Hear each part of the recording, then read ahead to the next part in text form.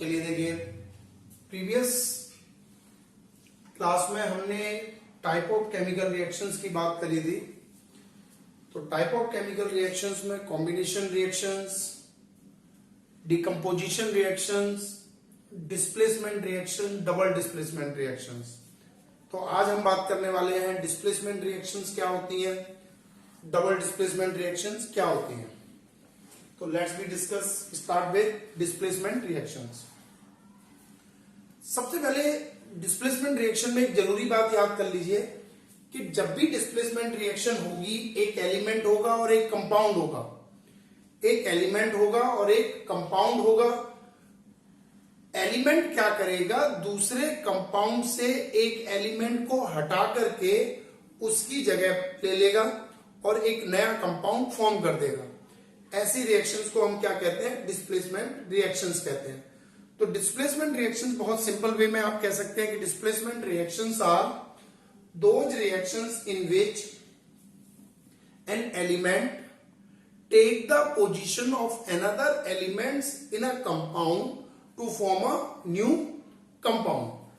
तो ऐसी रिएक्शंस को आप डिस्प्लेसमेंट रिएक्शन कहेंगे। पहले डेफिनेशन नोट डाउन कर लेते हैं, उसके बाद हम आगे डिस्कस करते हैं।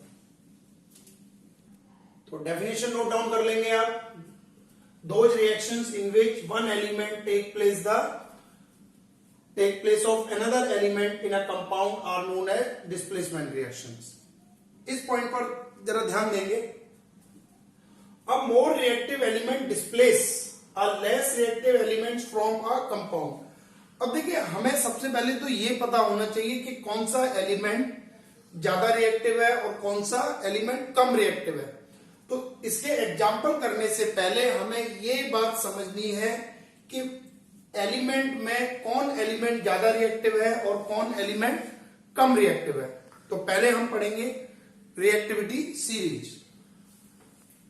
चलिए देखिए, सबसे पहले हम रिएक्टिविटी सीरीज देख लेते हैं कि रिएक्टिविटी सीरीज ऑफ मेटल्स क्या है। जैसा कि हम जानते हैं कि एक कंपाउंड में एक पॉजिटिव आयन होगा और एक नेगेटिव आयन होगा, यानी कि एक मेटल होगा और एक नॉन मेटल होगा। तो नॉर्मली हम जो भी पॉजिटिव आयंस होते हैं, जो भी कैटायंस होते हैं आपके, वो मेटल्स होते हैं। तो हम सिर्फ मेटल्स की बात करेंगे कि एक मेटल दूसरे मेटल को डिस्प्लेस करेगा। अब हमें ये देखना है कि ये डिस्प्लेसमेंट, ये रिएक्टिविटी सीरीज बनी कैसे। सबसे पहले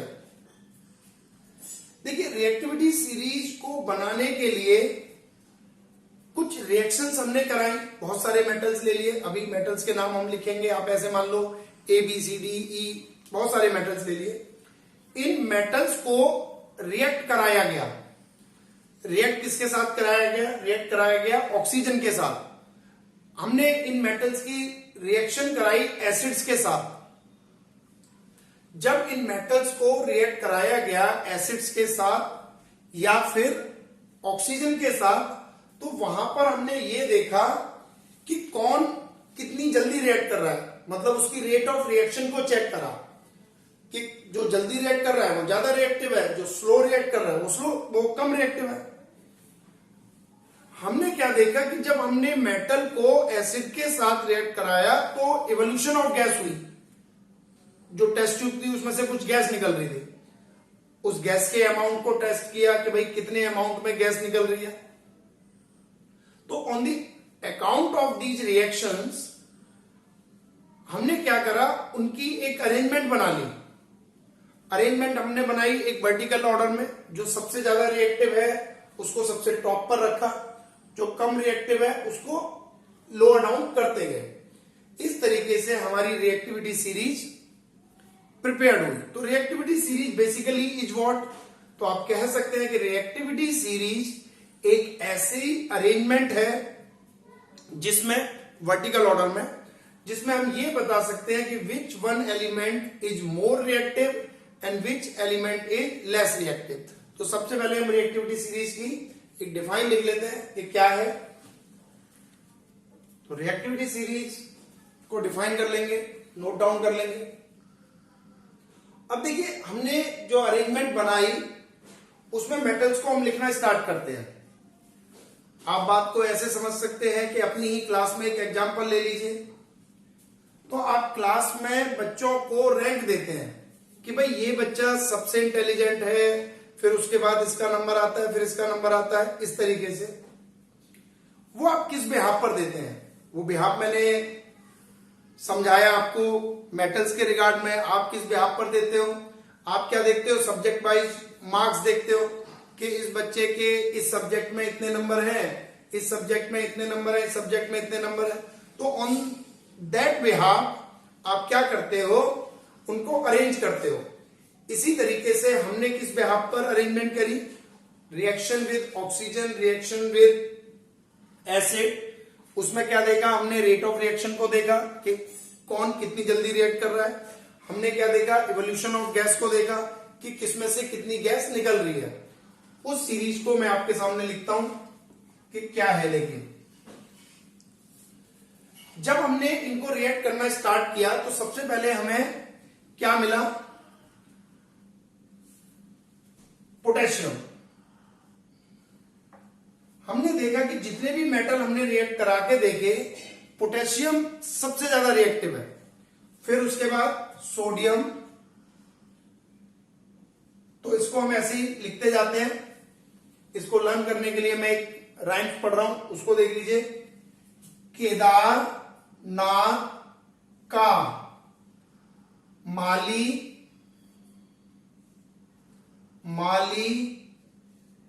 आलू जरा फीके से पकाता है, कुछ होगा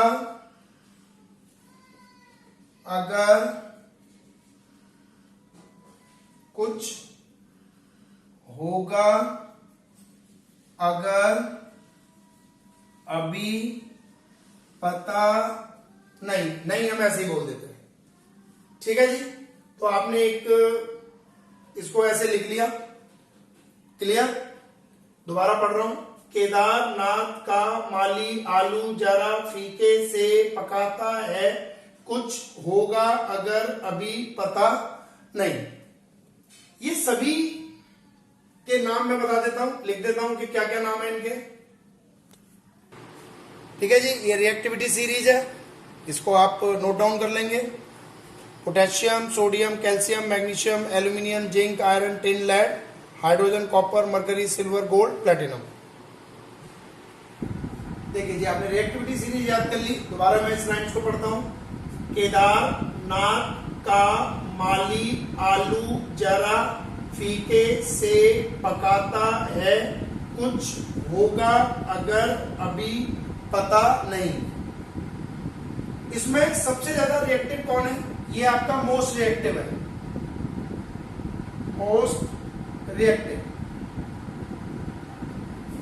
ये आपका दोनों के दोनों, क्योंकि ना तो ये ऑक्सीजन के साथ दोनों ही रिएक्ट नहीं करते, एसिड के साथ रिएक्ट नहीं करते, तो इनकी रिएक्टिविटी का नॉर्मली हम मानते हैं कि दोनों ही लेस रिएक्टिव है, तो हम लिख देते हैं लीस्ट रिएक्टिव।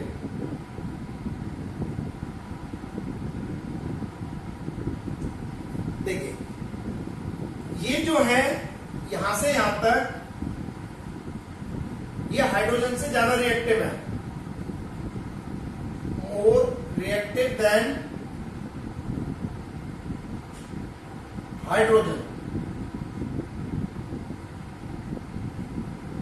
क्लियर। तो इनकी रिएक्टिविटी का पता तो हमें एसिड से चल जाता है, ऑक्सीजन के साथ रिएक्ट करते हैं, ये ऑक्सीजन के साथ भी रिएक्ट करते हैं, जैसे लेड भी करता है, कॉपर भी करता है, तो इनका हमें ऑक्सीजन के साथ पता चला। लेकिन हम इनको क्या कहेंगे, लेस रिएक्टिव देन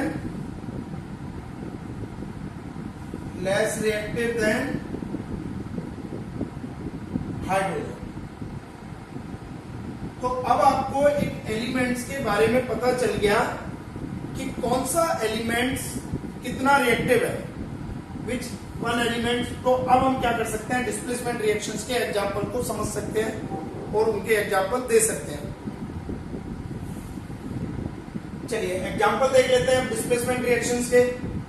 तो हम कोई भी एक कंपाउंड ले लेते हैं, जैसे हमने लिया कॉपर सल्फेट CuSO4।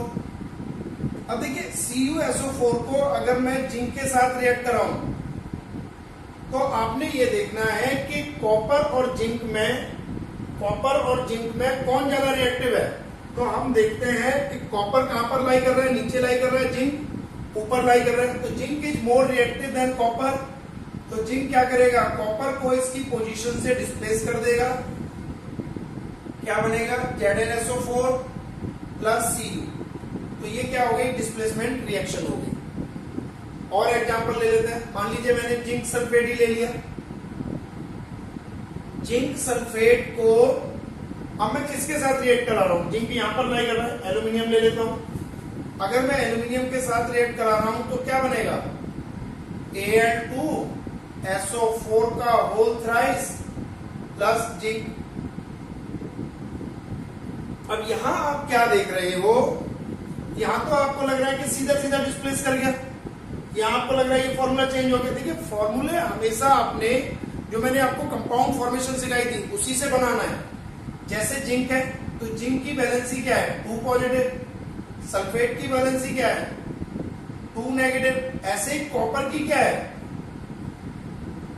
अब इनकी वैलेंसी सेम है तो फॉर्मूले में ZnSO4 लिख दिया मैंने। लेकिन अगर मैं एल्यूमिनियम के साथ चेक करूं तो एल्यूमिनियम की वैलेंसी क्या होती है, 3 पॉजिटिव। अगर मैं सल्फेट के साथ देख रहा हूं तो फॉर्मूला क्या बनेगा, ये इधर आएगा, Al2 ये इधर जाएगा, SO4 का होल थ्राइस। तो फॉर्मूले पर आप हमेशा ध्यान देंगे कि फॉर्मूला आपका कैसे बना। उसके बाद बैलेंसिंग पार्ट है। बैलेंसिंग मैंने आपको सिखा रखी है। सल्फेट के कितने हैं, यहाँ पे 3 है, तो यहाँ 3 करने के लिए 3 से मल्टीप्लाई कर दीजिए। एल्यूमिनियम के यहाँ कितने हैं, देखिए यहाँ पर एल्यूमिनियम के 2 हैं, यहाँ पर 2 करने के लिए 2 से मल्टीप्लाई कर दो। अब जिंक यहाँ कितने हो गए, 3 हो गए, तो यहाँ 3 करने के लिए 3 से मल्टीप्लाई। ये मैंने बैलेंसिंग पार्ट में आपको सिखाया हुआ है। अगर मान लीजिए कोई एग्जांपल आपको ऐसे दे दिया जाए,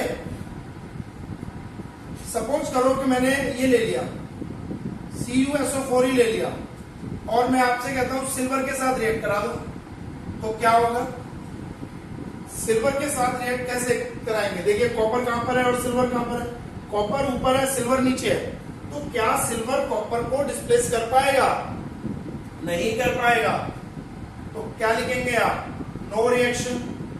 आप बात को ऐसे समझ सकते हो कि एक डेस्क के ऊपर 2 बच्चे बैठे हुए हैं, क्या कोई ऐसा बच्चा जिसके अंदर कम ताकत है वो उस बच्चे को वहां से डिस्प्लेस कर सकेगा, बिल्कुल नहीं कर पाएगा। तो आपको यही ध्यान देना है कि ये जो ज्यादा रिएक्टिव होगा वो अपने से लो रिएक्टिव एलिमेंट्स को डिस्प्लेस कर सकता है, लेकिन कोई भी लेस रिएक्टिव अपने से अपर रिएक्टिव एलिमेंट्स को डिस्प्लेस नहीं कर पाएगा। That's clear. तो आपको एग्जांपल इस तरीके से, बहुत सारे एग्जांपल्स आप on the behalf of this reactivity series या एक्टिविटी सीरीज के बिहाफ पर आप बना सकते हैं। देखिए डबल डिस्प्लेसमेंट रिएक्शन देख लेते हैं आप। तो डबल डिस्प्लेसमेंट रिएक्शन में आपने एक बात याद रखनी है, जैसे आपने डिस्प्लेसमेंट में याद रखी कि डिस्प्लेसमेंट रिएक्शन में एक कंपाउंड होगा और एक एलिमेंट होगा। रिएक्शन होने के बाद हमें प्रोडक्ट साइड भी एक कंपाउंड और एक एलिमेंट मिलेगा। डबल डिस्प्लेसमेंट रिएक्शन में क्या होगा कि डबल डिस्प्लेसमेंट रिएक्शन में दोनों ही कंपाउंड होंगे और रिएक्शन होने के बाद हमें 2 कंपाउंड मिलेंगे। तो इसमें क्या हो रहा है, इसमें होता क्या है कि दोनों कंपाउंड्स के जो आयंस होते हैं, चाहे तो आप पॉजिटिव आयन को देख लो चाहे नेगेटिव आयन को देख लो, तो मेनली हम पॉजिटिव आयन को ज्यादा देखते हैं क्योंकि अभी हमने रिएक्टिविटी सीरीज समझी, उसमें मेटल्स को देखा। तो डबल डिस्प्लेसमेंट रिएक्शन में होता क्या है कि डबल डिस्प्लेसमेंट रिएक्शन में कंपाउंड्स, दोनों कंपाउंड्स के कौन से आयंस, पॉजिटिव आयंस, अपनी पोजीशन को इंटरचेंज कर लेते हैं और इसी कारण से 2 नए कंपाउंड्स की फॉर्मेशन हो जाती है। तो ऐसी रिएक्शंस जहां पर कंपाउंड्स के आयंस अपनी पोजीशन को इंटरचेंज करें और इंटरचेंज करके 2 नए कंपाउंड्स फॉर्म करें, ऐसी रिएक्शंस को हम बोलते हैं डबल डिस्प्लेसमेंट रिएक्शन। तो पहले डेफिनेशन नोट डाउन कर लें। देखिए, तो आप डेफिनेशन नोट डाउन कर लीजिए। Those reactions in which two compounds react by an exchange of ions to form two new compounds are called double displacement reactions। हम डबल डिस्प्लेसमेंट रिएक्शंस को ही क्या कहते हैं, मेटाथेसिस रिएक्शंस बोलते हैं, या इनको ही हम डबल डिकम्पोजिशन रिएक्शंस कहते हैं। तो अब आगे हम देखते हैं इनकी types of double displacement reaction.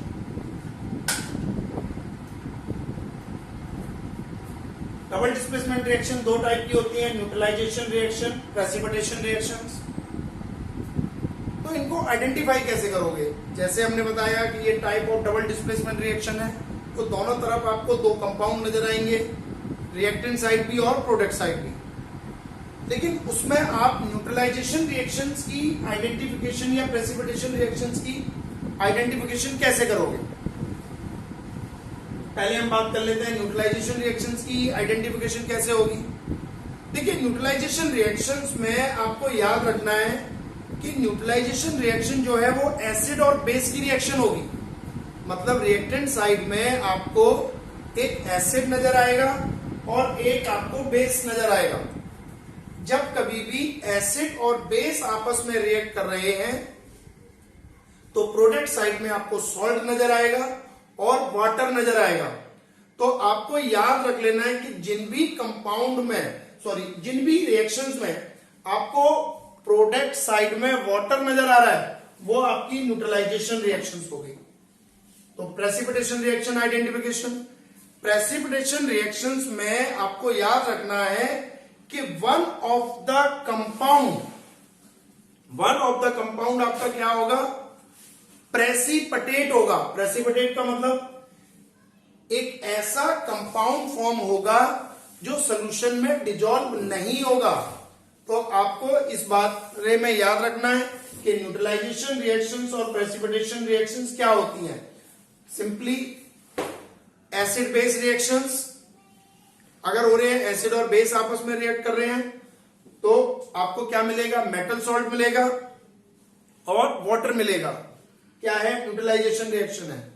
Precipitation reactions क्या है, जिसमें वन ऑफ द कंपाउंड क्या होगा, डिजॉल्व नहीं होगा, अनडिजॉल्व क्या मिलेगा आपको, सब्सटेंस मिलेगा सॉल्यूशन के अंदर, तो वो आपकी प्रेसिपिटेशन रिएक्शन है। तो डेफिनेशन बिल्कुल क्लियरली आप नोट कर लेंगे कि क्या होती है और इनके एग्जाम्पल देख लेंगे। डेफिनेशन नोट कर लेंगे आप। Neutralisation reactions are those reactions in which acid and base react to form metal salt and water. Example देख लेते हैं। एक एसिड ले लिया, HCl ले लिया, एक बेस ले लिया, NaOH। जब इन दोनों को हम रिएक्ट कराते हैं तो क्या बनेगा, डिस्प्लेसमेंट रिएक्शन से सोचो, डबल डिस्प्लेसमेंट रिएक्शन है, तो ये इधर चला जाएगा, ये इधर क्या हो जाएगा, NaCl प्लस H इधर चला गया, OH के साथ कंबाइंड होकर के वाटर। तो आपको हमेशा याद रखना है कि न्यूट्रलाइजेशन रिएक्शन में क्या होगा, देखिए इधर भी ये कंपाउंड है, ये भी कंपाउंड है, इधर भी ये भी कंपाउंड, ये भी कंपाउंड, लेकिन क्या होता है, आयंस ने अपनी पोजीशन को इंटरचेंज कर लिया, इंटरचेंज करके दो नए कंपाउंड फॉर्म कर दिए। तो ऐसी रिएक्शंस को हम क्या कहते हैं, डबल डिस्प्लेसमेंट रिएक्शंस। और उसी के अंदर जिसमें वाटर मिल रहा है या एसिड और बेस रिएक्ट कर रहे हैं तो उनको न्यूट्रलाइजेशन रिएक्शन कहते हैं। अब हम देखते हैं प्रेसिपिटेशन रिएक्शन क्या होंगी। Now note it down, precipitation reaction.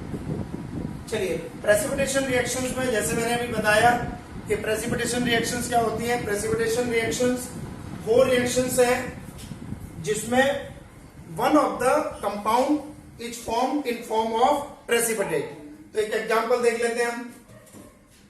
हमने क्या ले लिया, बेरियम क्लोराइड ले लिया, BaCl2, और हम बेरियम क्लोराइड को एल्यूमिनियम सल्फेट के साथ रिएक्ट करा देते हैं। एल्यूमिनियम सल्फेट, अभी मैंने एल्यूमिनियम सल्फेट का आपको फॉर्मूला बताया था, इनको रिएक्ट करा दिया। Barium chloride react with aluminium sulphate, तो क्या होगा, एल्यूमिनियम किसकी जगह पर आ जाएगा और बेरियम किसकी जगह पे चला जाएगा। तो जब बेरियम इधर गया तो क्या बन गया, BaSO4, एल्यूमिनियम इधर आया तो क्या बनेगा, AlCl3, ये बन गया। अब देखिए आपको इस बात को याद रखना है कि बेरियम सल्फेट क्या हो जाता है, सोल्यूशन के अंदर नीचे की तरफ सेटल डाउन हो जाएगा, यानी कि बेरियम सल्फेट किस फॉर्म में मिलेगा आपको, प्रेसिपिटेट की फॉर्म में मिलेगा। तो ऐसी रिएक्शंस जिसमें आपका क्या होगा, one of the substance is formed in form of precipitate are called precipitation reaction. चलिए एक और एग्जांपल देख लेते हैं इसी तरीके का। बेरियम क्लोराइड ले लिया, इसको रिएक्ट कराते हैं हम किसके साथ, Na2SO4 सोडियम सल्फेट के साथ। फिर से वही होगा जैसे ऊपर हुआ था, ये यहां आ जाएगा, ये यहां चला जाएगा, तो क्या बनेगा, जैसे ऊपर बना BaSO4 प्लस, अब देखिए Na यहां आ गया Cl के साथ, तो क्या बन जाएगा, NaCl। बैलेंस करना चाहते हैं तो ये 2 लगा देंगे, ऊपर भी अगर आप बैलेंस करना चाहते हैं तो बैलेंस ही मैंने आपको सिखाई हुई है कि सल्फेट के कितने हैं, देखो 3 है, तो यहां पर 1 है, तो 3 से मल्टीप्लाई कर दो। अब आपके एल्यूमिनियम कितने हैं, 2 हैं, तो आप यहाँ पे 2 से मल्टीप्लाई, पहले बेरियम देख लो, बेरियम कितने हो गए, 3, तो यहाँ पे 3 से, अब यहाँ पे 2 से, तो ये बैलेंस हो जाएगी, बैलेंस आप कर सकते हैं बड़े इजीली। तो आपके ये प्रेसिपिटेशन रिएक्शंस के एग्जाम्पल हो गए। इसमें प्रेसिपिटेट आपका क्या होगा, जैसे ऊपर मैंने बताया बेरियम सल्फेट सोल्यूशन के अंदर डिजोल्व नहीं होता, वो सेटल डाउन हो जाता है, तो ये आपका प्रेसिपिटेट हो गया। या तो आप इसके नीचे प्रेसिपिटेट लिख दें या ये एरो साइन बना दें। तो आज हमने इस लेक्चर में 2 टाइप की रिएक्शंस के बारे में सीखा, डिस्प्लेसमेंट रिएक्शंस क्या होती हैं और डबल डिस्प्लेसमेंट रिएक्शंस क्या होती हैं। नेक्स्ट लेक्चर में कुछ और केमिकल रिएक्शंस हैं जिनका मैं आपके साथ डिस्कशन करूंगा, बाकी का नेक्स्ट क्लास में।